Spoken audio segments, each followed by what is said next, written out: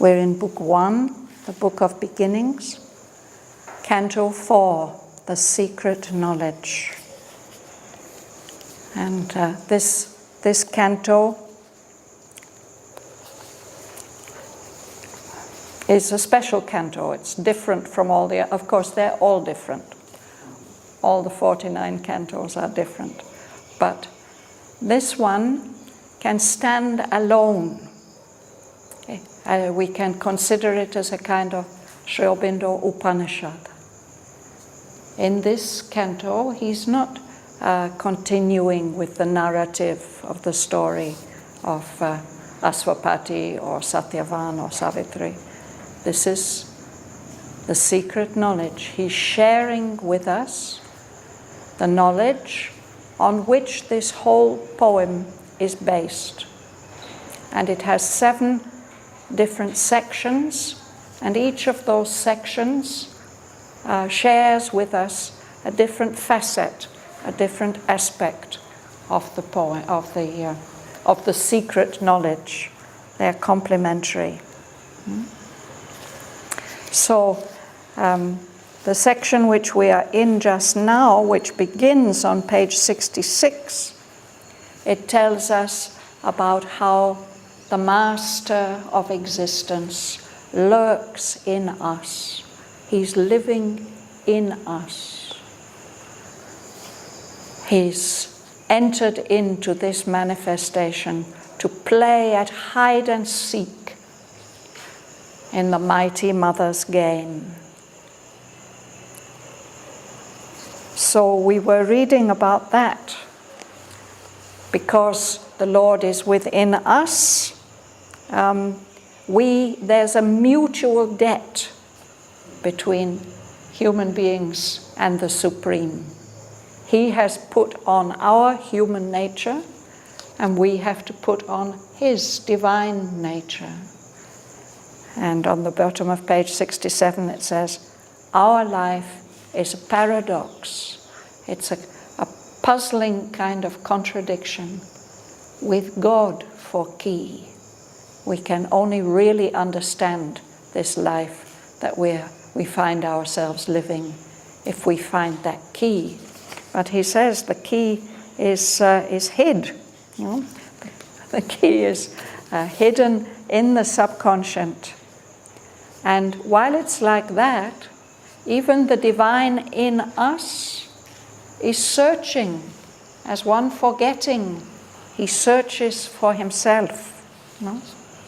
And he has handed over the cosmic management to the mother. No? He's leaving everything to her. He explores the ceaseless miracle of himself till the 1,000-fold enigma has been solved in the single light of an all-witnessing soul. So I'm going to read on from there. This was his compact with his mighty mate, for love of her and joined to her forever, to follow the course of time's eternity, amid magic dramas of her sudden moods and the surprises of her masked idea and the vicissitudes of her vast caprice. 2 seem his goals, yet ever are they one, and gaze at each other over bournless time. Spirit and matter are their end and source. A seeker of hidden meanings in life's forms, of the great mother's wide, uncharted will, and the rude enigma of her terrestrial ways. He is the explorer and the mariner on a secret inner ocean without bourne. He is the adventurer and cosmologist of a magic earth's obscure geography. In her material order's fixed design, where all seems sure, and even when changed, the same. Even though the end is left forever unknown, and ever unstable is life's shifting flow, his paths are found for him by silent fate. As stations in the age's weltering flood, firm lands appear that tempt and stay a while. Then new horizons lure the mind's advance. There comes no close to the finite's boundlessness. There is no last certitude in which thought can pause, and no terminus to the soul's experience. A limit, a farness never wholly reached, an unattained perfection calls to him from distant boundaries in the unseen. A long beginning only has been made.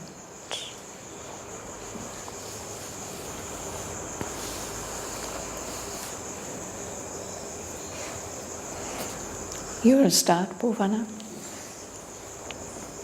This was his compact with his mighty me, for love for her and joined to her forever, to follow the course of time of eternity, amid magic dramas of a sudden move, and the surprises of her masked idea, and the vicissitudes of her vast caprice. Yes. A compact, it's an agreement, a promise. So, when they began this game of hide and seek, they made an agreement. He promised her that for love of her and joined to her forever, he's not going to leave her, he's not going to abandon her. He will follow the course of time's eternity. We tend to think of eternity and time as contradictory or opposites. Eternity is timelessness, infinite timelessness. No? But there's a kind of eternity in the recurrence of time, in the endless moments of time in the universe. So he's going to follow that whole course of the eternity of time with her, in her manifestation, in this creation that she's made for him, for them both to play in. He's going to be with her through all the magic dramas of her sudden moods. This power that we recognize as nature, she's full of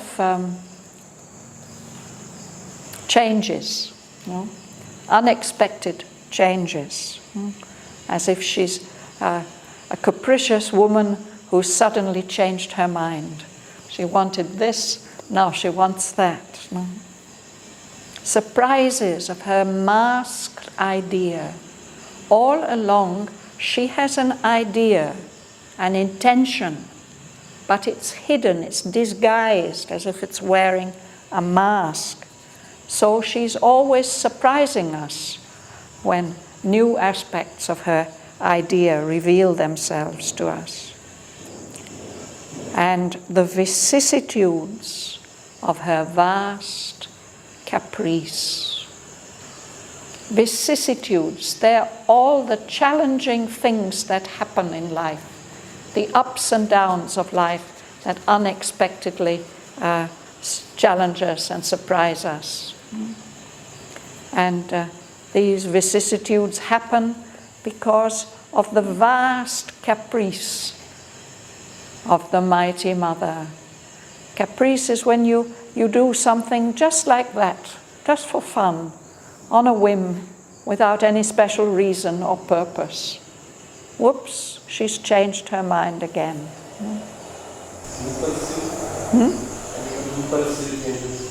In a human being, we'd say these are impulsive changes. Yeah?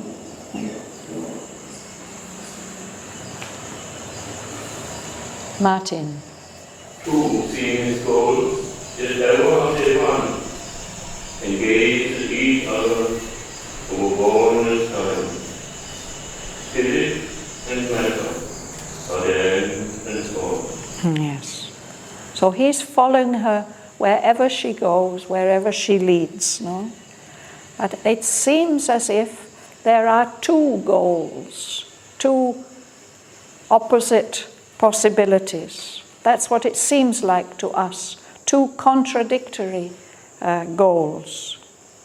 But Sri Aurobindo says, in fact, these two apparent contradictory aims are always one.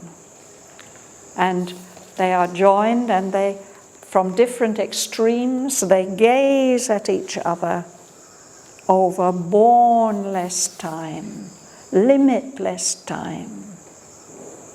These two goals we can call spirit and matter. And both of them are ends, and both of them are beginnings. We start from matter to discover spirit. Spirit has started from its pure existence and created this involution of all the many planes of existence to become the end from where we start again.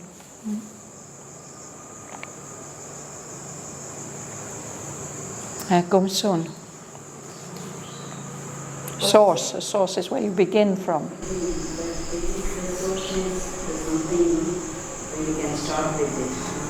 Yes. Yes, it's the beginning. It's where you start.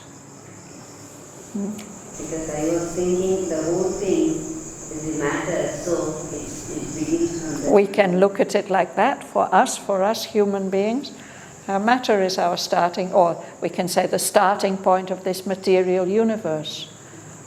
After the Big Bang, there was only matter, no? That seems like the source. But if we look at things from the other end, the source is pure spirit, pure existence. Origin. Yes, source is like origin, yeah. Sorry, Gumsun, please. A seeker of the hidden meanings in life's forms, of the great mother's wide uncharted will, and the rude enigma of what's past their ways. He is the explorer and the mariner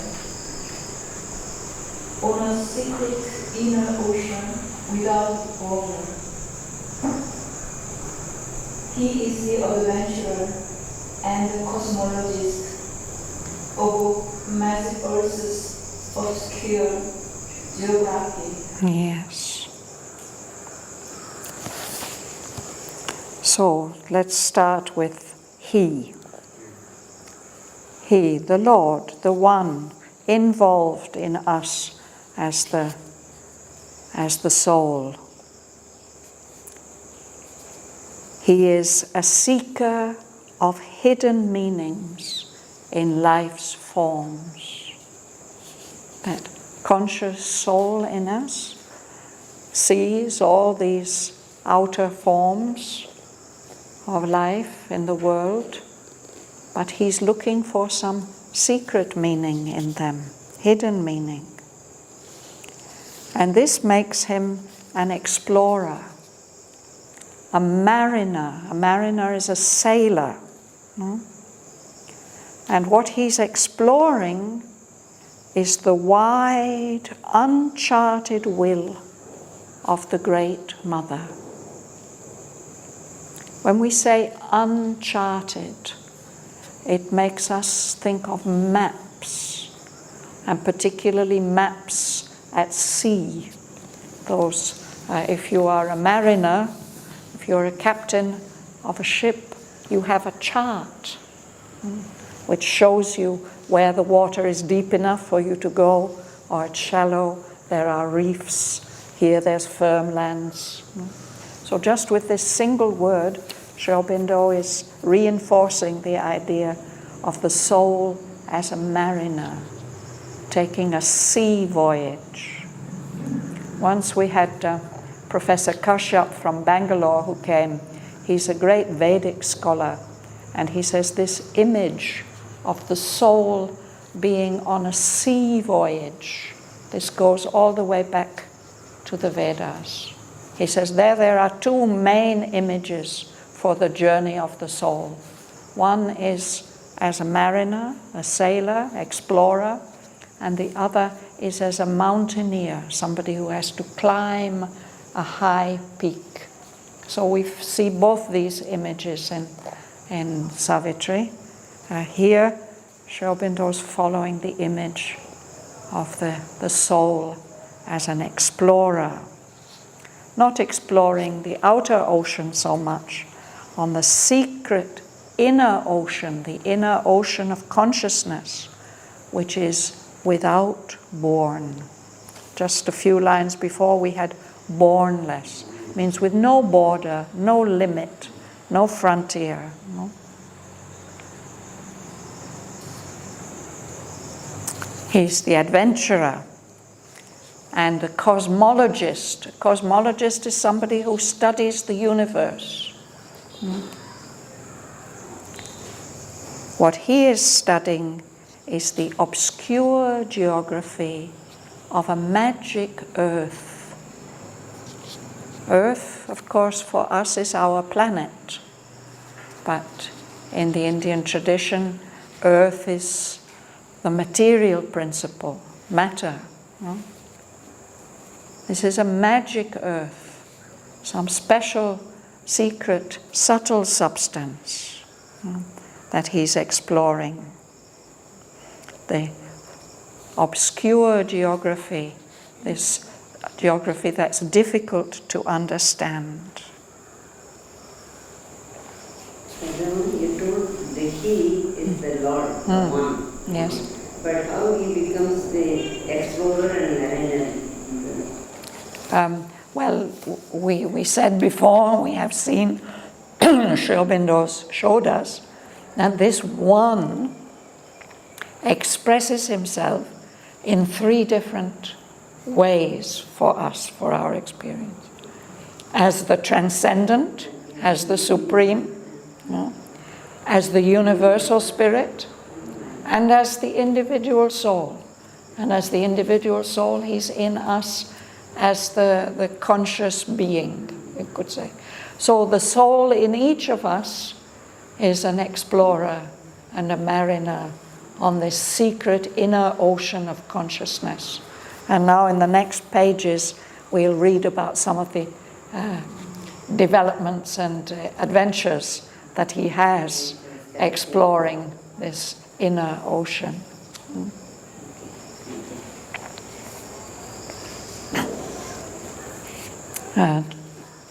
Justin, you'll read? In the material order, sex design were all seen sure and even unchanged the same, even though the end is left for the unknown and the unstable is life's shifting slow. His paths are found for him by silent fate. As stations and ages weltering flood, fair lands appear, tempt and stay a while. Then new horizons lure the mind's defense. Yes. So in this fixed design of the world, the planet that we live in, this material order, which we think that we understand something about, everything seems sure, and even when there are changes, they seem to be the same laws underlying the behavior of matter. He's exploring, and his end is left forever unknown. He doesn't know where he's going. And the life is unpredictable. Life is also like an ocean, a shifting flow. Is unstable. We never know what's going to happen next.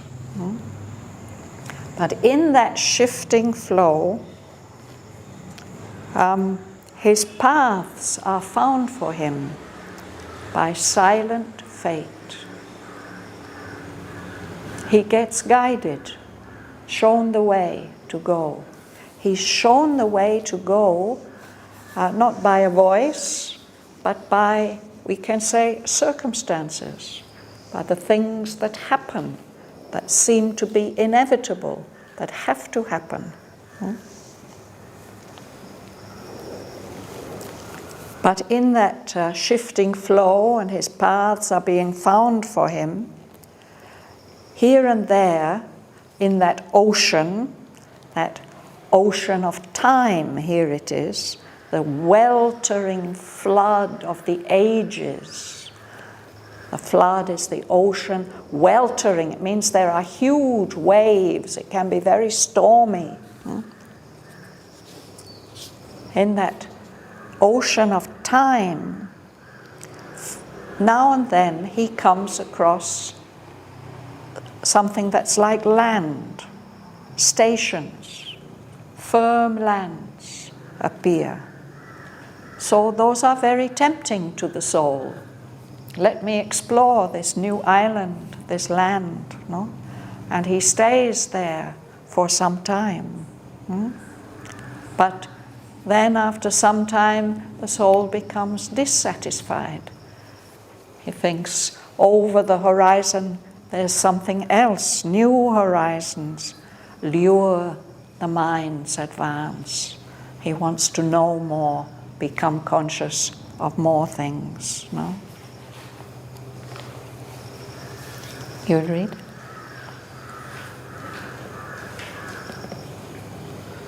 There comes snow close to the finite's boundlessness. There is no last certitude in which thought can pass. Unknown terminus to the soul's experience. You can continue, please. A limit, a farness never wholly reached, an unattained perfection calls to him. From distant boundaries in the unseen, a long beginning only has been made. Yes. So there's no close to this journey, because even this finite world, in this world things are limited, they have borders, but the extent of this finite is unlimited. It's a boundless finite. So he never reaches any end. There's always more and more and more of it. And he never can reach a point where he feels, oh, this is it. This is the last certitude. Then I don't need to have to think anymore. Now I've got it. This is the answer.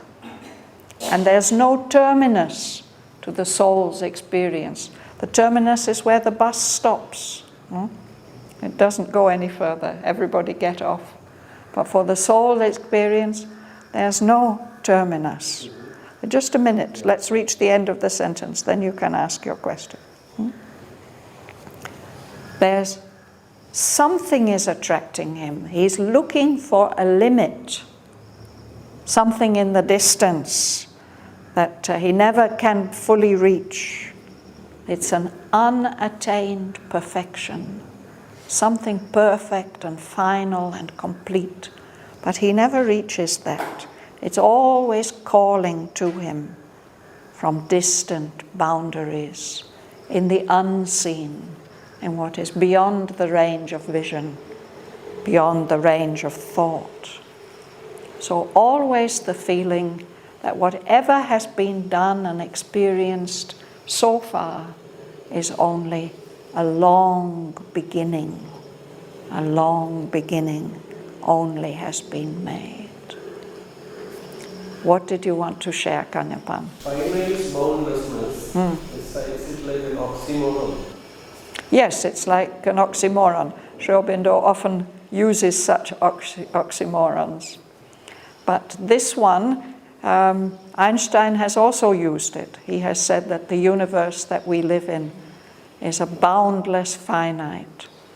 So I think he gave, or one of his students gave, the image of a plate, an ant on the edge of the plate. He can go round and round and round and round, and he can wander all over the plate, and he never comes to the end of the plate. But the plate itself is bounded. No?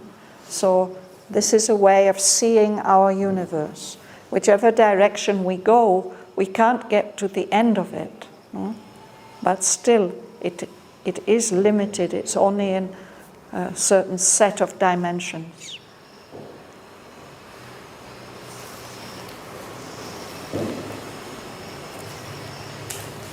Alice. This is the sailor on the flow of time. This is world matter's slow discoverer, who, launched into this small corporeal earth, has learned his craft in tiny waves of self, but dares at last unplumbed infinitudes of voyager upon eternity's seas. So this, the soul, the Lord in us seeking for himself, is the explorer and the mariner. No? He's the sailor on the flow of time, the ocean of time.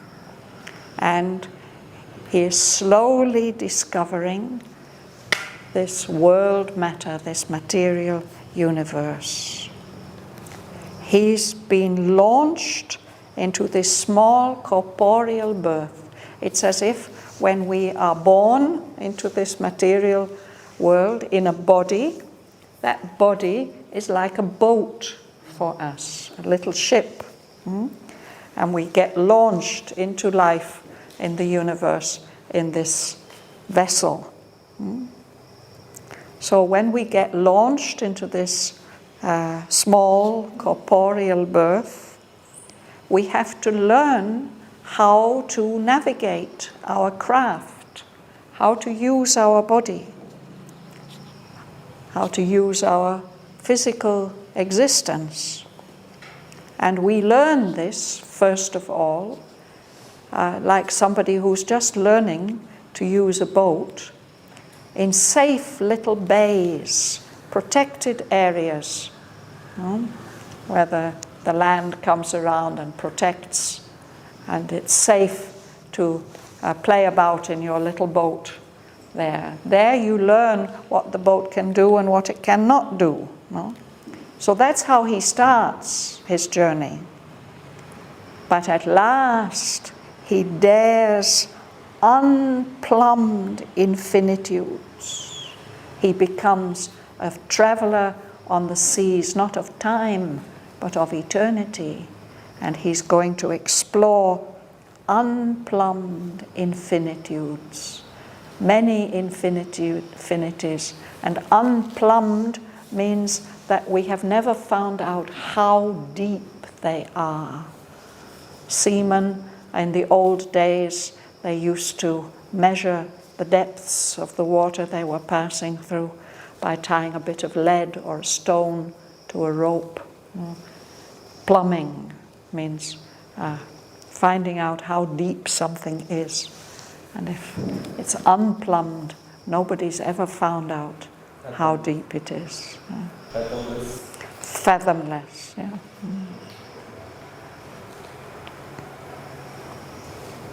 Shraddhavan? I have a question about line 820 and further. Spirit and matter are their end and source. Yes, what is your About that, and what I experience in reading further, and I experience that a lot of times. What do you experience? What I experience is that Auroville is often say something about the spirit via matter, via something material. Yes. He uses seas and yes. That's to help us understand, no? Because that's what we are familiar with. Actually, it's a very remarkable thing about Sri Aurobindo's poetic technique. I believe it's unique about Sri Aurobindo's poetic technique. He uses imagery in a way different from any other poet. Poets give similes, no, that the girl was like a butterfly, you know. It gives us some aspect. But what Sri Aurobindo does is he takes these things which are familiar to us, that we know something about, and tells us something that's completely unfamiliar to us. It's the other way round to way imagery is usually used by poets. But you noticed it especially with this line, or with spirit and matter. Well, of course, that is part of his message, that they're not separate things. We experience them as separate. There's consciousness, there's spirit, there's all that. That's immaterial for us.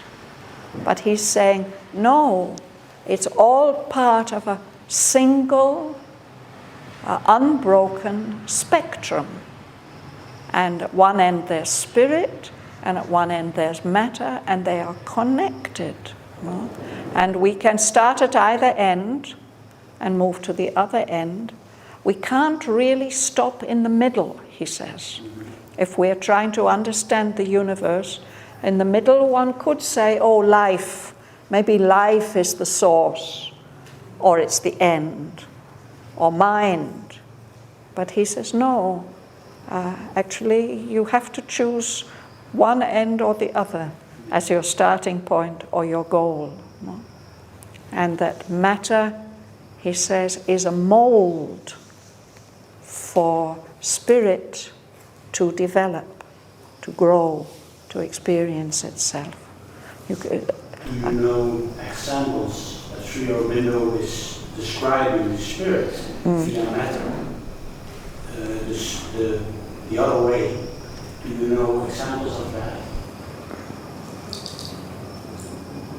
Well, here when he's talking about the ocean and the boat and so on, he's talking about consciousness. Huh? Yeah.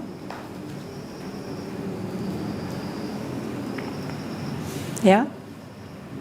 And you will see how beautifully he does it in this next section. It's just amazing. So first of all, the picture of learning your little boat, how to handle it and play about with it in tiny, safe little bays of self. But in the end, we're going to be able to do so much more. We're going to be able to leave the earthly atmosphere altogether and explore unplumbed infinitudes. A voyager upon eternity's seas. So what are the steps? So the first step is, would you read, please? Would you read?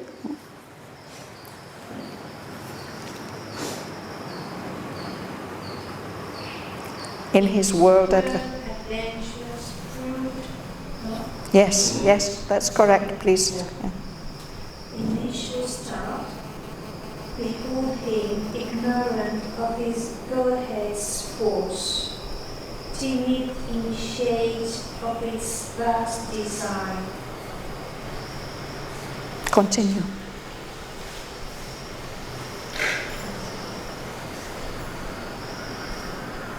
Expert, captain of a fragile craft, the trafficker in small, impermanent wares. At first he hails the shore and shares the breeze. There's not to front the far-off perilous main. Yes, so that's what he does at the beginning. When he starts his adventure in the world. It's a crude initial start, just a beginning. And at the beginning he has no idea of the strength and the quality of his own divine strength. He's ignorant of his Godhead's force, the divinity that is within him, which is himself. So he's just very timid at the beginning. An initiate is a beginner, no? And he's just beginning to learn about the world around him.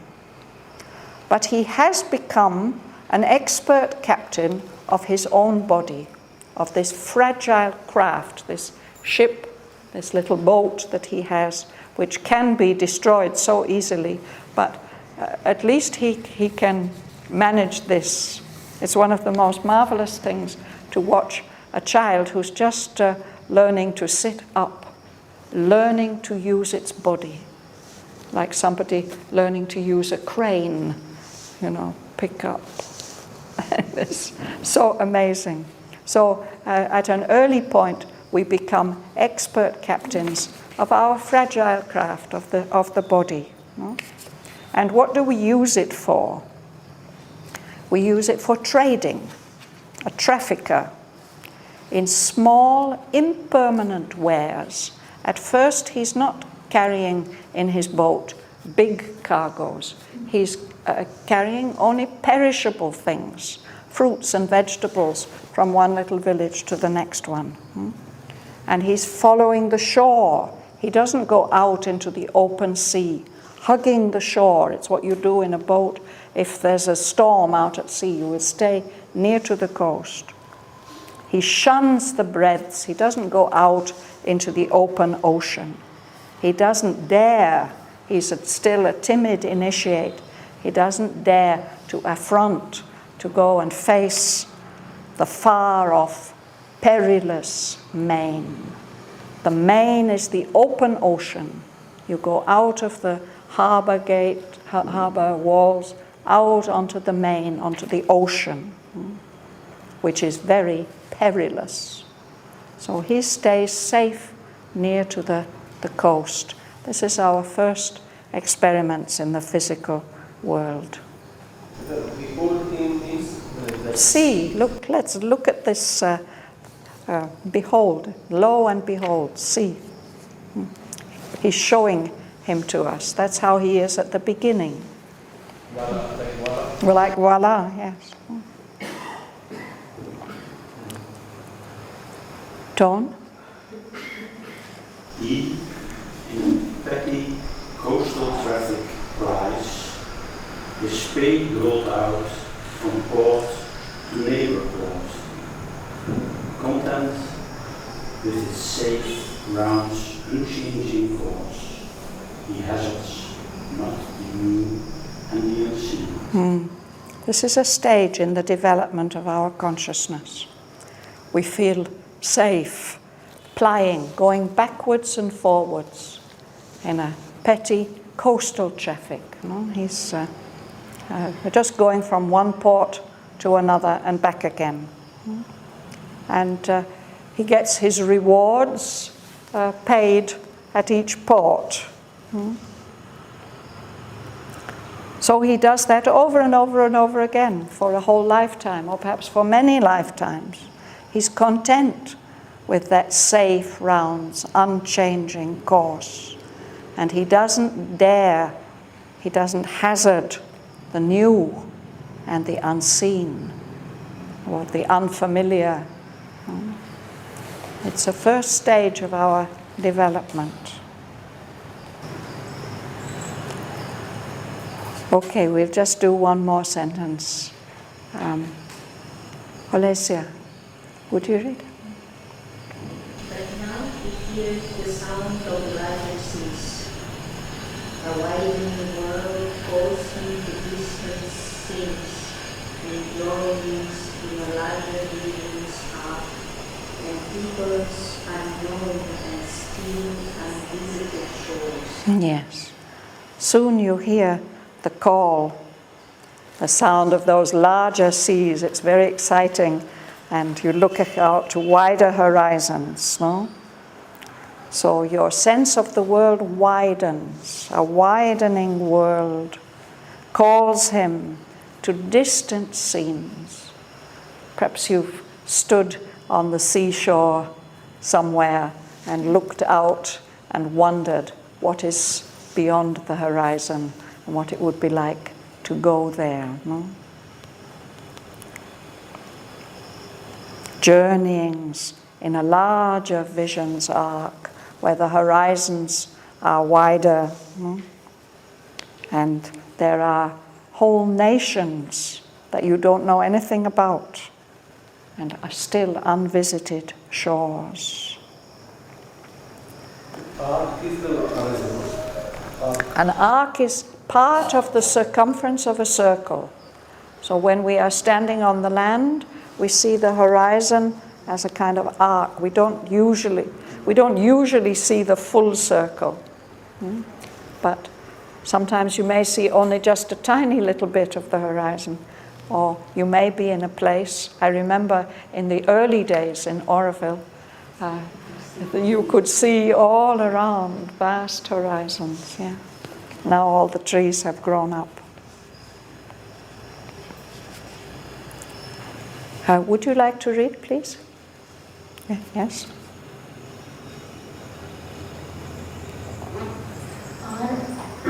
On a commission, heal his merchant hull, search the world's commerce in the riches of time, severing the foam of a great landlocked sea, to reach unknown harbor lights in distant climes, and open markets for life's opulent parts, rich veils, carved statuettes, hued canvases, and jeweled toys brought from an infant's play,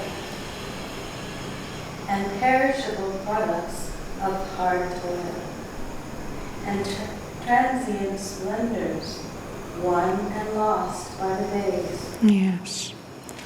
So it's another stage in our development, this exploration of a wider world.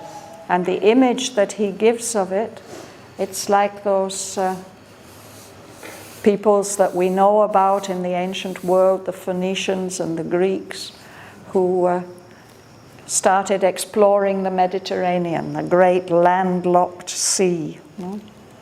It's surrounded by land, but still it's quite vast and interesting to travel from port to port there. And now he's traveling on a commissioned keel.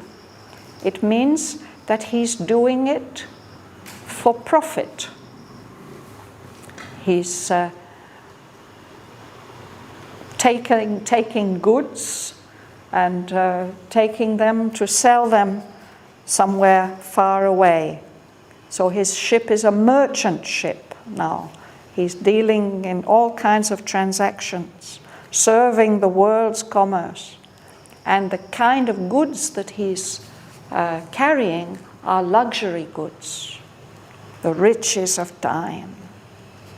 So he has to cross the sea. He can't hug the shore anymore. He has to cross this sea, but still it's a landlocked sea. There is land all around it. To reach unknown harbour lights in distant climes. Even the climate is different. And those places where he goes to are open markets. There are people coming there from many, many different places. And what they're exchanging are these luxuries, life's opulent arts, rich bales of fantastic cloth, carved statuettes, canvases, paintings, jeweled toys brought for an infant's play. An infant, of course, is a small child, but the infanta was the prince or the princess of Spain. No, it was these are royal children. They're not just ordinary children. They get these jeweled toys. But he's also bringing perishable products, things that have come from far away, that have taken a lot of hard toil to produce them, and they won't last long. And all these splendors are transient splendors. They've been won by effort in time, and they will be lost in time also. This is like the development of our vital being.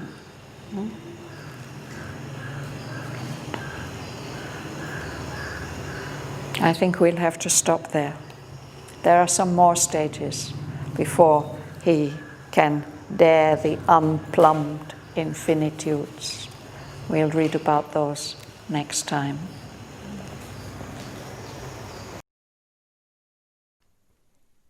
This was his compact with his mighty mate, for love of her and joined to her forever, to follow the course of time's eternity, amid magic dramas of her sudden moods, and the surprises of her masked idea, and the vicissitudes of her vast caprice. Two seem his goals, yet ever are they one, and gaze at each other over bournless time. Spirit and matter are their end and source. A seeker of hidden meanings in life's forms, of the great mother's wide uncharted will, and the rude enigma of her terrestrial ways. He is the explorer and the mariner on a secret inner ocean without bourne. He is the adventurer and cosmologist of a magic earth's obscure geography. In her material order's fixed design, where all seem sure, and even when changed the same, even though the end is left forever unknown, and ever unstable is life's shifting flow, his paths are found for him by silent fate. as stations in the age's weltering flood, firm lands appear that tempt and stay a while. Then new horizons lure the mind's advance. There comes no close to the finite's boundlessness. There is no last certitude in which thought can pause, and no terminus to the soul's experience. A limit, a farness never wholly reached, an unattained perfection calls to him from distant boundaries in the unseen. A long beginning only has been made. This is the sailor on the flow of time.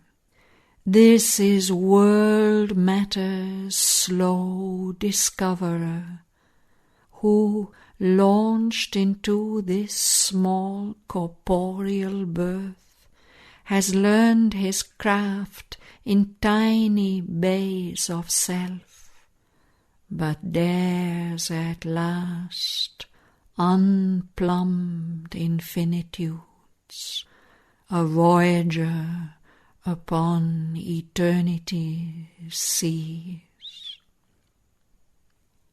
In his world adventure's crude initial start, behold him ignorant of his Godhead's force, timid initiate of its vast design.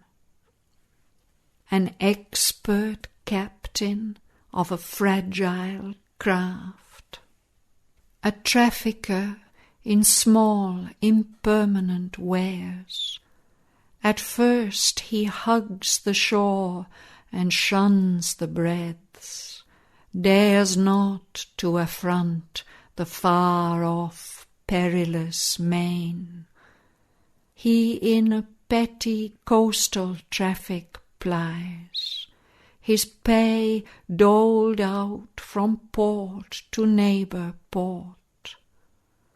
Content with his safe round's unchanging course, he hazards not the new and the unseen.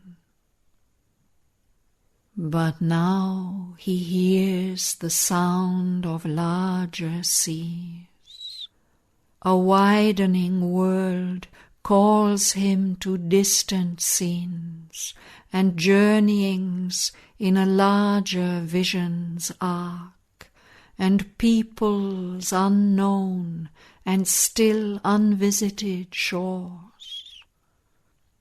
On a commissioned keel his merchant hull serves the world's commerce in the riches of time, severing the foam of a great landlocked sea to reach unknown harbour lights in distant climes, and open markets for life's opulent arts, rich bales, carved statuettes, hued canvases, and jewelled toys brought for an infant's play, and perishable products of hard toil, and transient splendours won and lost by the days.